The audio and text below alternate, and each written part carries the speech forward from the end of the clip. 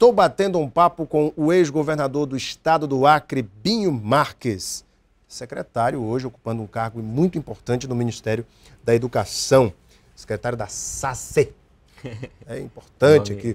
É o nome aqui, o Sistema de Articulação. Secretaria de Articulação em Sistemas de Ensino. É interessante. Mas eu fiz uma pergunta, mudando aqui um pouco de assunto. Tive recentemente lá em Cruzeiro do Sul e, governador, tive essa conversa com algumas pessoas ali do povo cruzeirense.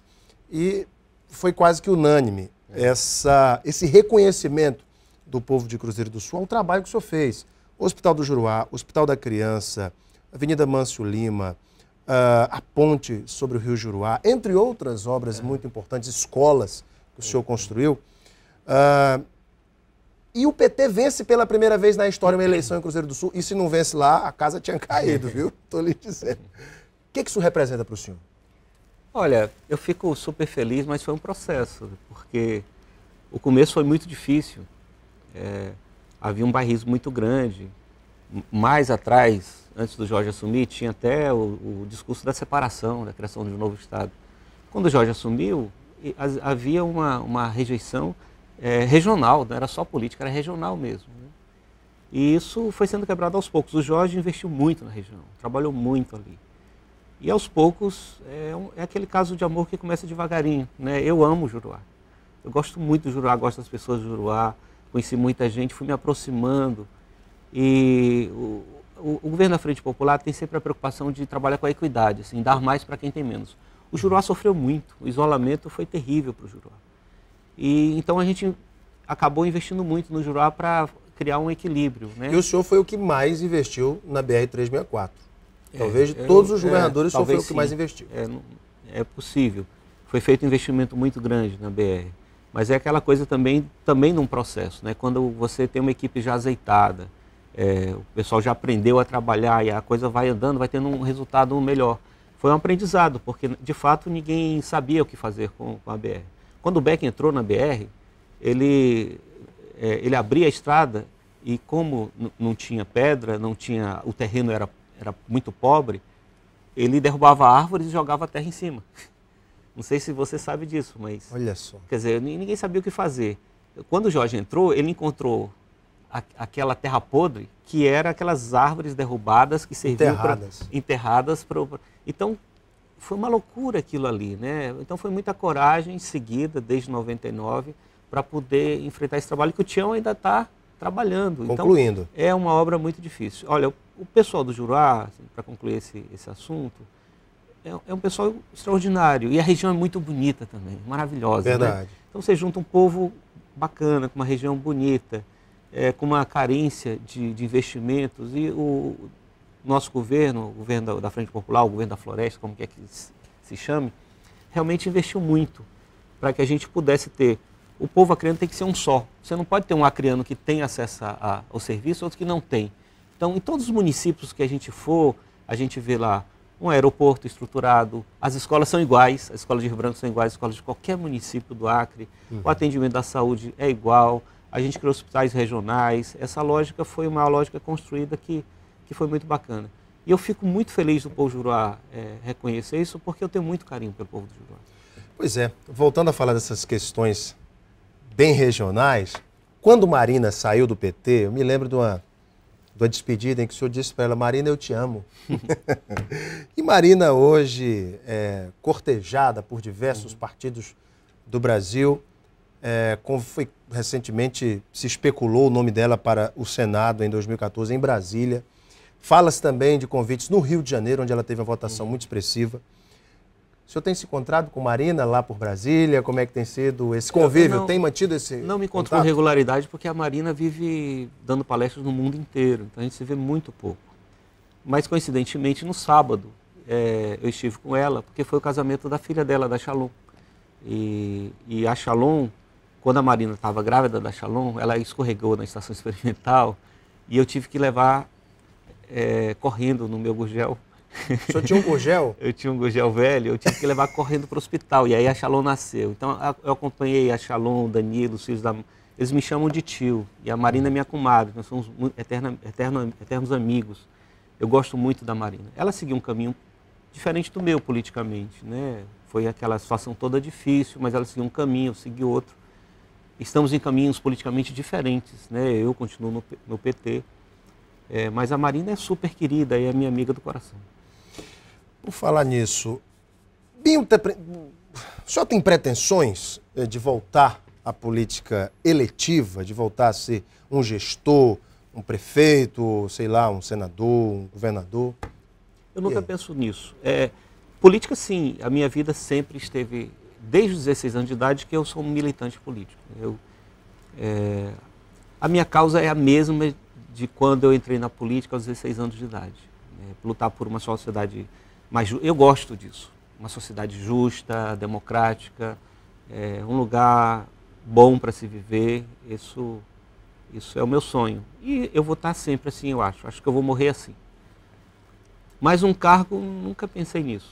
Eu me lembro que quando o senhor foi convidado, quase que à força, para ser o candidato ao governo do Estado, o senhor esteve aqui e por 3 vezes o senhor negou. O senhor foi que nem Pedro, 3 vezes negou Jesus. O senhor 3 vezes negou aqui. Ela não sou candidato ao governo. Mas não era mesmo. Eu falei a verdade. Eu não era candidato. O senhor foi convencido. Eu fui forçado a ser candidato. E foi candidato, foi governador. E foi muito gostoso ser governador. Foi muito bom. Agora o senhor também me diz que não queria ser gestor no Ministério da Educação. Foi também convencido. Será que se com um jeitinho se convencer o senhor volta à vida política no Acre? Acho que não, porque a gente tem uma nova geração maravilhosa, né? Mas o senhor é dessa nova geração. O Marcos Alexandre foi meu secretário, é um símbolo dessa nova geração. É um cara maravilhoso, um engenheiro muito capaz. Foi ele que trabalhou, construiu a ponte do Juruá, a gente está falando disso aí, a estrada. Então, tem uma nova geração. Meu cabelo está ficando branco já. Tem uma nova geração com muito pique, com muita capacidade, que não é necessário. Eu acho que o grande lance da Frente Popular é não ficar perpetuando as mesmas pessoas, ter sempre uma renovação. Como é que o senhor avalia essa vice-presidência do Senado para o senador Aníbal Diniz? Olha, acho que o Senado está de parabéns. O Senado está de parabéns, porque a gente tem uma turma, especialmente os mais novos. Eu tenho filhos novos, né? Minha filha tem 19, meu filho tem 15 anos, e eu convivo com uma turma nova, os amigos deles e tal, que os meus filhos não, mas os amigos têm dificuldade de lidar com a política, né? E os meus filhos ficam até chateados com isso, tal, porque os meus filhos conhecem um tipo novo de político. Os amigos dos meus filhos conhecem outros políticos. E o Aníbal é um político de um novo tipo. Uma geração que foi construída, o Jorge abriu o caminho para esse político de novo tipo, quando foi candidato, com menos de 30 anos de idade, em 90. Né? Um garotão, recém-formado, um técnico competente. Foi para o segundo turno com o Edmundo Pinto. Que equilibra o técnico com o político. Né? Quando se fala em político no Brasil, se imagina uma coisa ruim. Fala político, a ideia que se vem não é uma coisa boa, mas é uma coisa ruim. Mas muito por conta dos políticos, né? De um modo geral, sim. Mas nós temos políticos de um novo tipo. Agora, imaginar esses políticos de novo tipo em cargos importantes é difícil. E quando eu vejo o Aníbal, que é um político de um novo tipo, um cara super humilde, um cara super correto, um cara inteligente, capaz, mas que, assim... Bom, eu sou suspeito para falar. Eu gosto muito do Aníbal. Eu adoro o Aníbal. O senhor está falando aqui de um amigo, né? Nem do político. Mas ele é meu amigo porque eu gosto dele, porque ele é uma pessoa boa, de bom coração e boa alma. E ele é o vice-presidente do Senado, então o Senado está de parabéns, porque a regra, antigamente, era de não se ter em bons cargos pessoas assim. O Tião já foi um grande marco no Senado ao assumir a vice-presidência, quase foi presidente do Senado. Então, a gente, claro, tem muito que melhorar, mas aos poucos a gente tem pessoas boas, como a Marina, o Jorge, a gente tem pessoas que estão dando uma nova marca para a política. Tem uma pergunta aqui dos internautas para o senhor. É a pergunta do Eduardo Cassebe. Qual a opinião do ex-governador ao que se refere, ao que se trata sobre ensinar música na escola e transformar em matéria curricular? É de alguma forma útil para a formação dos jovens? Pergunta do Eduardo Cassebe sobre educação, um tema que o senhor nem gosta de falar. Uma ótima pergunta. Eu acho que tem um lado bom e um lado ruim, música na escola. Pelo seguinte, eu acho que todo mundo tem que ter acesso ao ensino de música. não só de música, mas ela deve ter um leque de disciplinas opcionais que você deve optar. Agora, a música, particularmente, ela lida com a matemática, ela leva para a criatividade, ela cria muitas possibilidades. Mas quando vira uma disciplina, vira currículo, na escola que nós temos, ela já tem disciplina demais. Por exemplo, o ensino médio tem 16 disciplinas. E você acaba não aprendendo, não dando foco, dando importância para aquilo que é mais importante para você aprender a aprender. Tem algumas disciplinas que quando você está fortalecido dela, você aprende sozinho. Você procura as outras coisas. Se você lê bem, se você sabe ter um bom raciocínio lógico matemático, você já tem aí metade do caminho feito.